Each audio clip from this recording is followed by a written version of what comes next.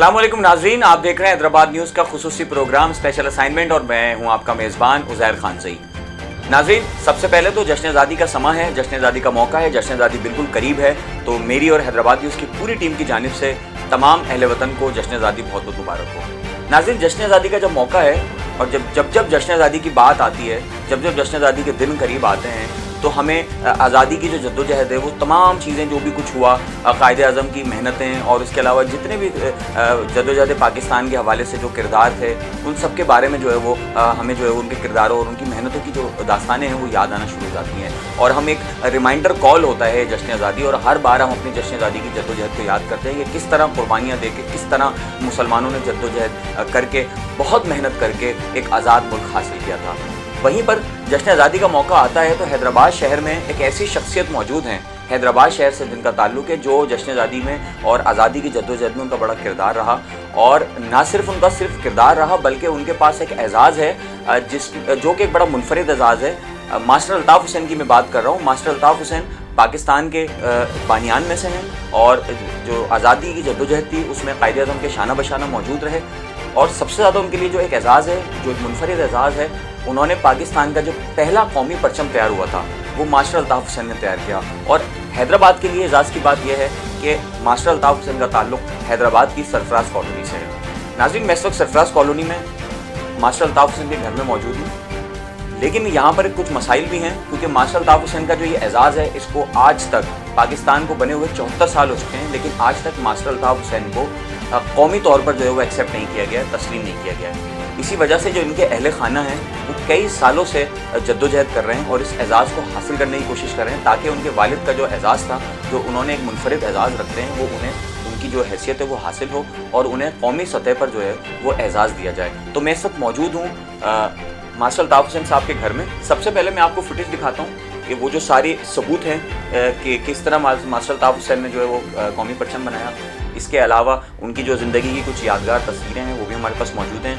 तो सबसे पहले आप ये फुटेज मुलाहिज़ा कीजिए, देखिए कि किस तरह जो है वो झंडा उन्होंने बनाया था कौमी परचम पहला, और उनकी जो अहले खाना है, उनकी जो फैमिली है, वो किस तरह जद्दोजहद को लेकर चल रहे हैं और क्या क्या अब तक वो जो है उसमें प्रोसेस हुआ है। फिर मज़ीद उनके अहले खाना से हम बात करेंगे और पूछेंगे कि जद्दोजहद को कब से कर रहे हैं, किस तरह कर रहे हैं और अब तक क्या कामयाबी हासिल हुई है और कहाँ तक वो पहुँचे। तो सबसे पहले फुटेज मुलाहिज़ा कीजिए, फिर मज़ीद बात करते हैं।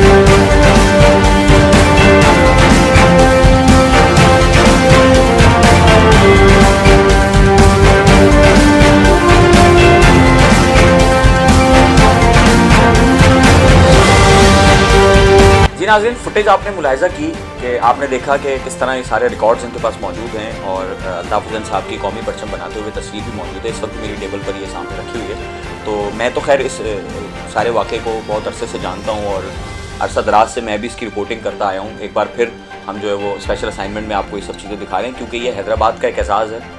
ना सिर्फ ये मास्टर अल्ताफ़ हुसैन का एजाज़ है, बल्कि ये हैदराबाद शहर का एजाज़ है। और हैदराबाद न्यूज़ हर उस चीज़ को हाईलाइट करता है जो कि हैदराबाद शहर को जो है वो दूसरे शहरों से मुख्तलिफ बनाती है। तो मेरे साथ इस वक्त मौजूद हैं मास्टर अल्ताफ़ हुसैन साहब के अकलौते साहिबजादे जनाब ज़हूरुल हसन साहब। तो उनसे गुफ्तगू करते हैं और आपको बताते हैं, रोशनास करवाते हैं कि किस तरह जो है वो ये जद्दोजहद जारी है और ये क्या सारा सिनेरियो था। तो सबसे पहले तो अस्सलाम वालेकुम सर, कैसे हैं आप? ठीक ठाक हैं? खैरियत? बिल्कुल, अल्लाह का शुक्र। बहुत बहुत शुक्रिया हैदराबाद न्यूज़ को वक्त देने के लिए।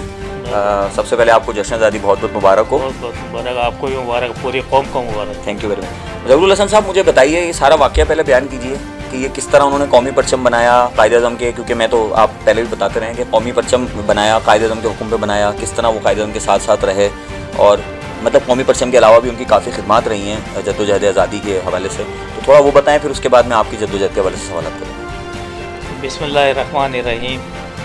कायद आज़म मोहम्मद अली जिन्ना साहब के हुक्म पे मेरे वालिद मास्टर अल्ताफ़ हुसैन साहब ने पाकिस्तान के लिए पहला कौमी परचम ख़ुद अपने हाथों से तैयार किया था। मेरे वालिद साहब जिस वक्त परचम तैयार कर रहे थे पहला, उस वक्त एक अमरीकी सहाफ़ी मिस मार्गरेट बुकवाइट ने मेरे वालिद साहब की पहला कौमी परचम तैयार करते हुए मुस्लिम नेशनल गार्ड की वर्दी में मौजूद पहला कौमी परचम तैयार करते हुए तस्वीर खींची थी, जो बाद अज़ा उसने 18 अगस्त 1947 का जो शुमारा है लाइफ मैगज़ीन का, उसमें जो तस्वीर खींची थी उसमें उसने शाये किए, और जिसने इंडिया का पहला कौमी परचम तैयार किया था खातून ने, उसकी तस्वीर भी शाये किए। मिस मार्गरेट बुकवाइट के साथ बैरिस्टर मोहम्मद समीन खान साहब, मुल्क के मशहूर और मारूफ बैरिस्टर हैं, कायद अदब के साथियों में से थे। लियाकत अली खान साहब ने उनको खुसूसी तौर पे डिप्यूट किया कि आप ये लाइफ मैगज़ीन की फ़ोटोग्राफ़र आइए, इनके साथ जाए और ये जहाँ जाना चाहती हैं वहाँ लेके जाए। तो बैरिस्टर समीन साहब खुद उनको मिस मार्गरेट बुकवाइट को लेके मेरे वालिद साहब की दुकान पे आए और उन्होंने तस्वीर पहला कौमी परचम बनाते हुए देखा। उनसे पूछा क्या नाम है, मिस मार्गरेट ने भी पूछा कि ये क्या कर रहे हैं दुकान पे। तो मेरे वालिद साहब ने बनाया कि कायद आज़म ने मुझे हुक्म दिया है कि ये पहला कौमी परचम तैयार करके लाएँ, और इसकी डिज़ाइनिंग जो की थी वो अमीरुद्दीन खुदवाई साहब ने की थी। तो मेरे वालिद साहब की 4-5 तस्वीरें खींची मार्गरेट बुकवाइट ने और उसने शाया की है। बैरिस्टर समीन खान साहब जो है वो चश्मदीद गवाह है, ये यहाँ तक उनको वो है कि जहाँ परचम तैयार हो रहा था उसके भी गवाह है, जिसने फ़ोटोग्राफरी की उसके भी गवाह है, और उनको सब पता है पहला कौमी परचम साहब के बारे में।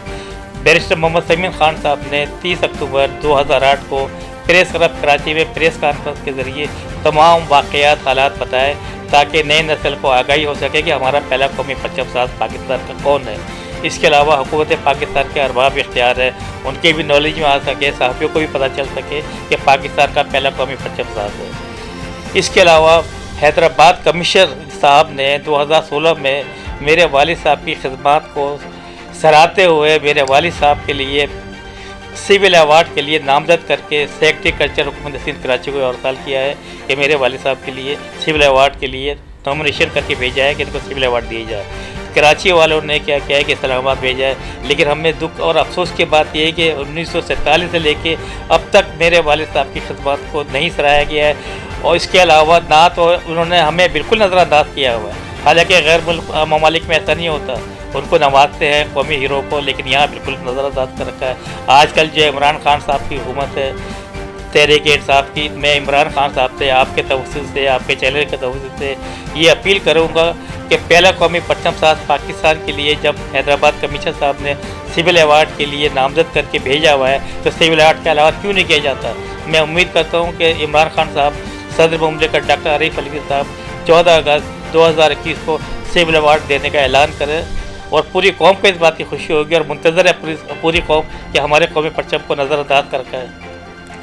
अच्छा, ये जो जद्दोजहद है ये आपने कब से शुरू की और आप कितने सालों से जद्दोजहद कर रहे हैं, और आपके और मज़ीद अहले खाना जो है वो इसको आपने बताया कि आपकी जो वालिदा मोहतरमा थी मरहूमा, वो भी इसकी जद्दोजहद करती रहीं, तो आपके वालिद का इंतकाल कब हुआ, उन्होंने ख़ुद इसके हवाले से कोई कोशिश की या नहीं की, और उसके बाद का जो सारा सिनेरियो वो बताएं। मेरे वालिद साहब का इंतकाल 1967 में हुआ है। वो बहुत ही सादगी पसंद थे, शोबाजी वगैरह तो उनके मकसद ये है कि बिल्कुल ही ख़िलाफ़ थे शोबाजी की, कभी शोबाजी नहीं की, कभी अपने आप को शो नहीं किया, बिल्कुल सादगी से ज़िंदगी गुजारी, गुमनाम ज़िंदगी जिसे कहते हैं वो गुजारी। वालिद साहब के इंतकाल के बाद मेरी जो वालदा थी मोहतरमा शकीला बेगम, उन्होंने जद्दोजहद की 1979 से। उसके बाद मेरी वालदा का इंतकाल हो गया 1993। उसके बाद से मैं जद्दोजहद कर रहा हूँ और अभी तक मुतवातिर कर रहा हूँ। बार बार हर साल प्रेस कॉन्फ्रेंस करते हैं, मीडिया भी आवाज़ उठाती है। उसके अलावा मुतअद्दिद बार जो है वो वज़ीर आज़म को, सदर को, गवर्नर साहब को, वज़ीर आला साहब को बार बार रिमाइंड कराते हैं कि भाई सिविल अवार्ड का ऐलान कराया जाए और हमें इंसाफ फराहम की जाए।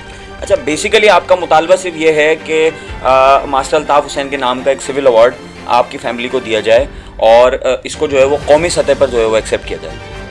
मेरा आपके तवज्जुह से, आपके चैनल के तवज्जुह से यही मुतालबा है कि मेरे वालिद साहब की जो कौमी खिदमत है उसको तालिबी निसाब का हिस्सा बनाया जाए। जैसे तहरीक आज़ादी की कौमी हीरो है उसमें उनकी लिस्ट में शामिल की जाए। जैसे दूसरे जो तहरीक आज़ादी के रहनुमा हैं, उनकी जो है कौमी दिन आते हैं, उनको उजागर किया जाता है, उनकी तारीख लिखी जाती है, उनकी तारीख की जाती है, उनके काम को उजागर किया जाता है। इसी तरह से मेरे वालिद साहब की जो खिदमत हैं उसको भी उजागर किया जाए, जबकि इसलिए कि पता कैसे चलेगा नई नस्ल को आगाही के लिए कि हमारा पहला कौमी परचम साहब कौन है। आप ये देखें कि सब ये जो है तारीख़ पाकिस्तान का एक कौमी हिस्सा है, इसके बगैर तो तारीख मुकम्मल नहीं होती झंडे के बगैर। अब हमारे पाकिस्तान में पता नहीं क्या वजह है कि पाकिस्तान के कौमी परचम की या पहला कौमी परचम साहब की कोई इज़्ज़त या अहमियत नहीं है।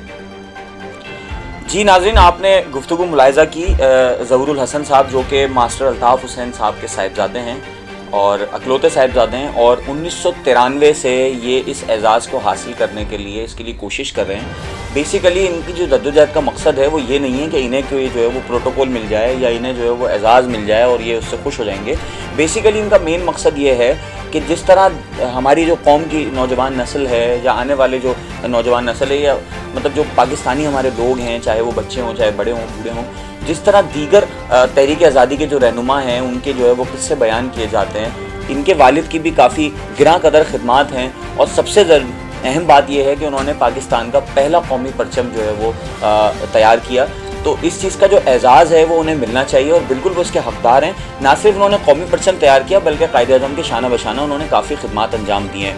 तो नाज़रीन, हमने आपको ये दिखाया कि किस तरह हैदराबाद शहर के पास एक एज़ाज़ मौजूद है, लेकिन जैसा कि आप जानते हैं कि हैदराबाद को हमेशा नज़रअंदाज किया गया है, इस मामले में भी हैदराबाद शहर को नज़रअंदाज किया गया है। मेरा मुतालबा हैदराबाद की तमाम सियासी समाजी जमातों से, जितनी भी सियासी जमातें हैं और जितने भी यहाँ से जो इलेक्टेड नुमाइंदे हैं, चाहे वो किसी भी जमात से ताल्लुक़ रखते हों, यहाँ पर जितनी भी समाजी तंजीमें हैं, जितने भी जो है वो लोग हैं जो हैदराबाद शहर की खिदमत करना चाहते हैं, जो हैदराबाद को तामीर और तरक्की बेहतर देखना चाहते हैं, जो हैदराबाद शहर की बेहतरी के लिए काम करते हैं, वो सब माज़रत चाहता हूँ, वो सब इस प्लेटफॉर्म पे एक प्लेटफॉर्म पे जमा हों, इनके लिए आवाज़ उठाएं। अगर आप सब मिलकर आवाज़ उठाएंगे तो एक दिन ज़रूर आएगा ऐसा जब ये 20, 22, 25 सालों से मेहनत कर रहे हैं, तो अगर पूरा शहर इनके साथ मिलकर मेहनत करे, पूरा शहर यक आवाज़ होकर, जिस तरह हम कश्मीर के मामले पर एहतजाज करते हैं, आवाज़ उठाते हैं, दीगर इशूज़ पर हम आवाज़ उठाते हैं, कोरोना के हवाले से एहतजाज करते हैं, हर किस्म के एहतजाज किए जाते हैं, तो अगर इनके साथ मिलकर इनके शाना बशाना खड़े होकर एक क़ुव्वत बन के हैदराबाद शहर से यह आवाज़ बुलंद की जाए